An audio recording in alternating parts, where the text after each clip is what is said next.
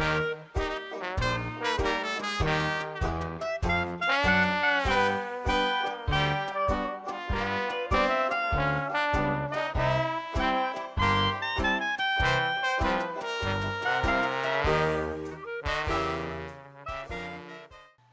you ever wondered what it might have looked like if RMS Titanic had indeed reached New York instead of sinking in the North Atlantic Ocean?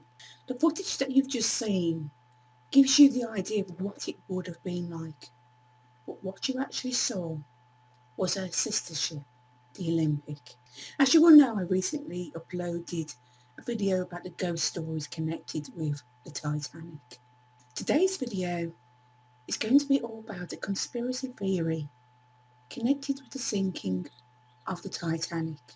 One which asks the question, was it really the Titanic that sunk that dreadful night in April 1912?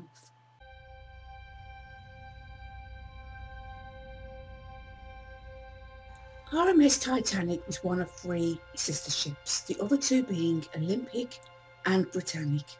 Olympic was the first of the Olympic-class liners owned by White Star Lines, a company that was controlled by the wealthy financier J.P. Morgan, and she was basically the guinea pig out of the three.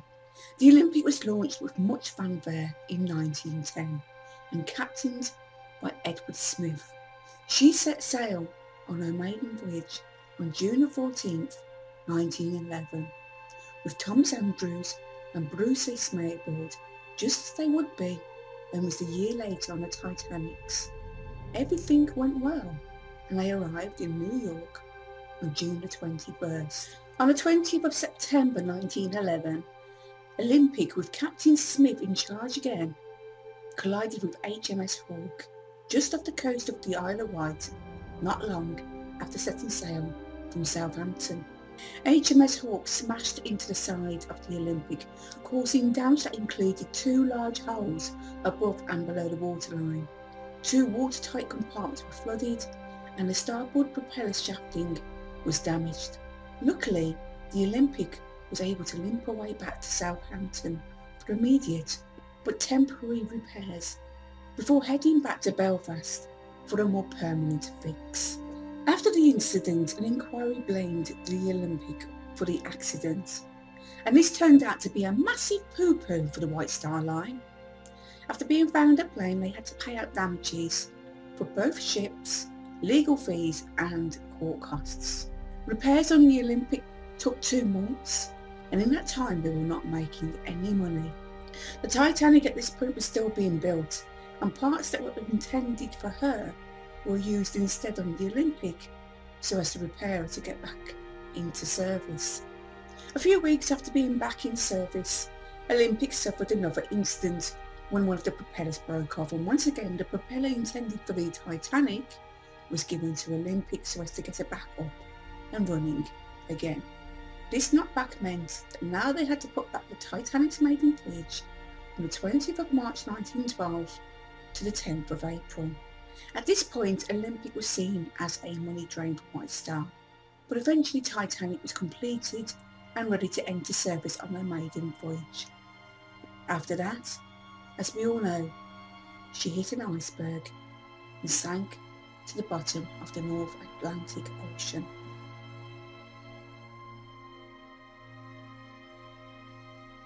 Now, here comes the conspiracy part. What if it wasn't the Titanic that sank? What if it was actually the Olympic? What if it was just a ply to remove a faulty ship that was costing more than earning for the White Star Line? According to this theory, it has been said that the White Star Line wanted to cash in on its insurance policy for the Titanic, and to do so they had to come up with a cunning plan. According to the theory, they patched the Olympic up, switched identities of the ships, because they honestly believed that no one would be able to tell the difference between the two because they were practically identical. And as part of the old switcheroo, they covered the floors of the Olympic with carpets so as to hide footsteps and stains from spilt drinks caused by previous passengers. Other parts of the ship were also changed. For example, the cabins on B deck were taken out of the Titanic and replaced with the Olympic's promenade. However, there was one thing that allowed people to tell the difference between the two ships, and that was the portholes on C deck. When the Titanic was built, she had 14 evenly spaced portholes, but when she left Southampton, she had 16 unevenly spaced portholes. But did anybody notice this? Nope, not at all. It is alleged that shipyard workers were paid to change the name of the vessels, lifeboats and life jackets, and this is supported by images of the sunken ship in 2006 showing the letters M and P engraved beneath two missing letters of the Titanic's nameplate. I will discuss that more further on. But now, back to the labourers. Now we're talking about thousands of people who were employed by the shipyard. How on earth did they intend for them all to keep their mouths shut about the swap? Simple. By threatening them all with the sack. That's how. 5 days before the Titanic set sail, her insurance was increased from $5 million to $12.5 million. White Star weren't asking for much, were they? Anyway, unlike the Olympic sea trials, which had taken 2 days with several high-speed runs, the Titanic's trials lasted only 1 day. According to the theory, this was because the patched-up hull could not take the stress of periods of running at a high speed. Just before the Titanic was set to leave Southampton on April the 10th, 50 high-profile passengers cancelled at the last minute, the most notable being J.P. Morgan himself, who is also said to have had several valuable bronze statues removed from the ship 1 hour before it set sail. Now, it has been said that J.P. cancelled due to ill health. However, he was spotted in France with his mistress and appeared to be perfectly well. Not only that, but Bruce Ismay's wife Julia and their children were meant to be accompanying Ismay but had to cancel due to Julia not being very well. They too were spotted days after on a motoring holiday in Wales. Once at sea, the plan was to open the sea cock so that the ship would take on water very slowly and sink the Titanic on her maiden voyage. But as an added bonus, another White Star ship would be on hand to heroically rescue all on board, which is why the lack of lifeboats was not an issue. This White Star ship was to be the SS Californian, which set sail from London 5 days before the Titanic's maiden voyage, with no passengers on board, and instead was carrying a small cargo of blankets and warm clothes, obviously meant for the passengers and crew from the Titanic. With that, the White Star would then be able to claim the insurance for a brand new ship, and the original Titanic would be pressed into service disguised as Olympic. Unfortunately, the planned staging of the sinking went tragically wrong. You see, they didn't actually expect to be sunk for real. So when the ship hit an iceberg, the rest is history. The ship sank, and sadly more than 1,500 people perished. It has been stated that the ship didn't actually hit an iceberg, and instead it hit a rescue ship that was drifting with its lights out. And this idea came to life after passengers described feeling a shudder when it hit the supposed iceberg. Apparently, if the ship, which was at the time travelling at a fast speed, had hit an iceberg, the noise of the impact would have been huge, and the impact would have knocked everyone off their feet. The Titanic set off flares so as to get the attention of the nearby rescue ships, with the Californian, which had stopped in the middle of the ocean waiting to rendezvous with the Titanic so as to rescue the passengers, being the closest. However, it all went tits up. No one came to their rescue, and once again, the rest is history. The last bit of proof for this theory is that the surviving crew members who would have known about the swapperoonie were detained overnight in New York and forced to sign the official Secrets Act, promising to keep their mouths shut about the swap forever. And if they didn't, then they would spend the next 20 years locked up in prison, and once released, they would never, ever be able to gain employment anywhere. Okay, this theory has been laughed at and debunked many times, and I have to say, I cannot and I will not agree with this theory either. As you all know, I am a mad Titanic fan. I believe I was on the Titanic when it sank. I have loved that ship since I was a child. There is nothing that's going to change my mind. To me, as far as I'm concerned, it is the Titanic at the bottom of the North Atlantic Ocean. Anyway, back to the theory. If we go back to the beginning when the old switcheroonie was said to have taken place, there is just too much evidence to prove that it is simply not possible. It did not happen. Even though, yes, Olympic and Titanic were considered twin sisters, to a shipbuilder like Thomas Andrews, it is a common goal to make your newest ship better than the last. So Andrews made some modifications to the design of Titanic while she was still under construction. Some of the modifications were obvious, whereas some were not. But the most obvious ones were Titanic's forward section of the ray deck promenade, which was enclosed with windows so that the passengers were protected from the elements, and to stop the deck from being too slippy from the passengers. The last thing they needed was some high-class person slipping over, landing on the promenade and their axis. Now, that wouldn't have been good for them, no. Anyway, on the Olympics, it was wide open, so they were exposed to the elements, and perhaps they did slip over and land on their bums and hurt the coccyx. Who knows? Olympic also had a B-deck enclosed promenade, which Ismay considered a waste of space. So on Titanic, the B-deck space was turned into first-class cabins. Because of these changes, the outside windows were spaced unevenly, while Olympics were evenly spread the whole length of the ship.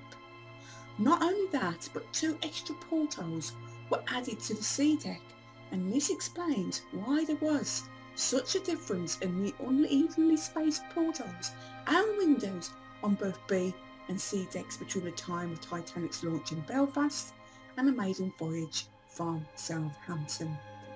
When it comes to the thousands of Irish labourers who worked their asses off building those ships, being told to keep their mouths shut or face being sacked seems very far-fetched. Not only that, but the building of the ship was very visible to those that lived close by. So how on earth would they too have been made to keep their mouths shut, unless there was nothing to talk about in the first place? Now, it is true that Titanic sea trials were shorter than Olympics, but there are several good reasons for this. Firstly, they had been postponed for a day because of bad weather.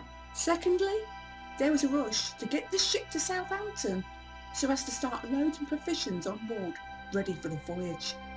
And thirdly, the characteristics of the Olympic were already known to Captain Smith, so there was less of a learning curve to deal with. In regards to the 50 I-class passengers cancelling at the last minute, this was something that happened all the time, and it also happened to the Olympic before she set sail on her maiden voyage. But when it comes to JP cancelling, this is an urban myth. He was never going to be on the Titanic in the first place, as he was due to be in Venice on April the 23rd for the opening of the International Art Exhibition. There's just no way he could have got to New York and back to Venice in that short period of time. Now, when it comes to the actual sinking of the Titanic, it is laughable to even believe that it did not hit an iceberg and instead hit another ship. In fact, this is something that I seriously roll my eyes at. time of the incident, there were 5 ships in the vicinity of the Titanic when she sank, with the SS Californian being the closest at around 12 miles, despite what that picture says. It was 12 miles. Honest, trust me, I've done my research. Well, anyway, she was also on the other side of an ice field. It is correct that the Californian was another passenger ship owned by JP Morgan, but the idea of it being a rescue vessel is one of the most stupidest things I have ever heard, especially as she only had the capacity of carrying 47 passengers and 55 crew members. Not only that, there is no evidence to prove that she was carrying jumpers and blankets. But unfortunately for Captain Lord, for his inaction for ignoring the distress flares, he was blamed for the massive loss of life, and it was something that he never forgave himself for. As for the crew signing the Official Secrets Act, there is no evidence to prove that the crew had to sign anything, and the only thing that would have been asked of them was to keep their mouths shut and not speak to the media or anybody else until they'd given their evidence at the Board of Trade inquiry. Now for the final part of debunking this theory, and this is something I am going to take great pleasure in doing so. Earlier on I mentioned how images of the sunken ship in 2006 showed the letters M and P engraved beneath 2 missing letters of Titanic's nameplate. I am now going to show you that footage so you can see what I'm going on about.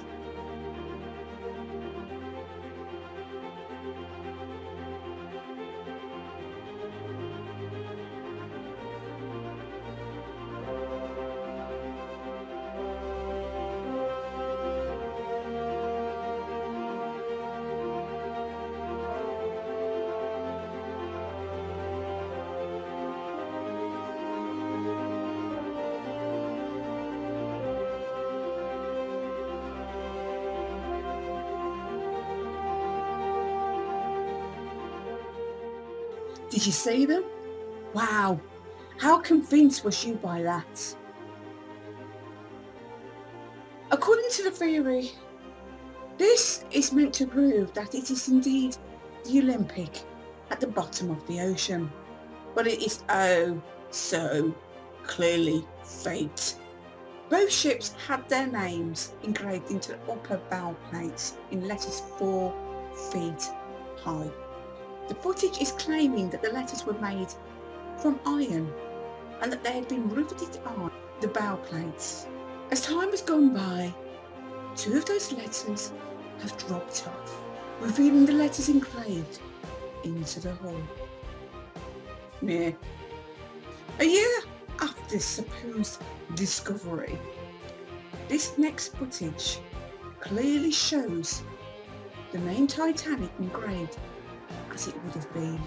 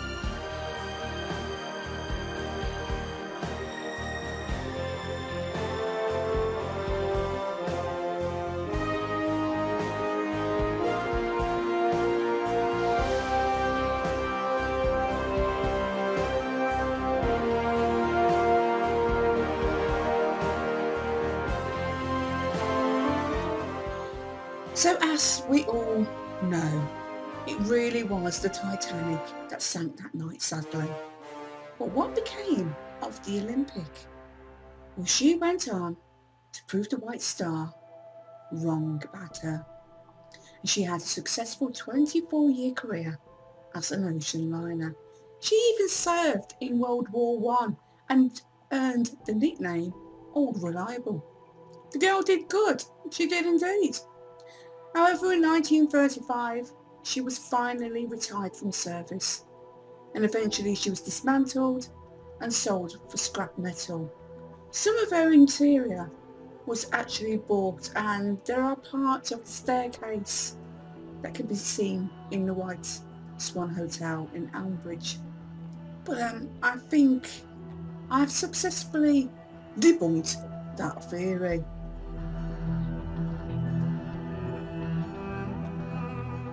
Now, unlike with the Amelia Earhart conspiracy theory that I did last week, this was one I had never ever heard of. As far as I was concerned, it was the Titanic. That was it.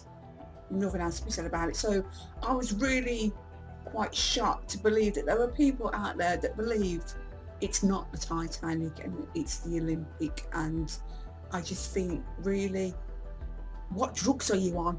Give me some. Anyway, I hope you enjoyed the video, and if you did, please give it a thumbs up. If there's anything you would like to ask, if you have any questions, or if there's anything about this theory you know yourself, please leave your comments down below. I love hearing from you guys, I really do. And if you're new to watching my videos and you'd like to see more of little old me, yes, please hit that subscribe button and come and join my little family of nutheads. Go and check out my channel, go and watch it on thousands of videos. Well, that's a slight exaggeration. Hundreds of videos that I've done over the time that I've been here on YouTube. And yeah, nothing else really other than to say bye. I'll be back at the end of the week with this week's ghost story. I've also got my April favourites to do as well. And as always on Sundays, I do a weekly catch-up, guys. So you take care. I'll see you all soon. And until then, toodle pip.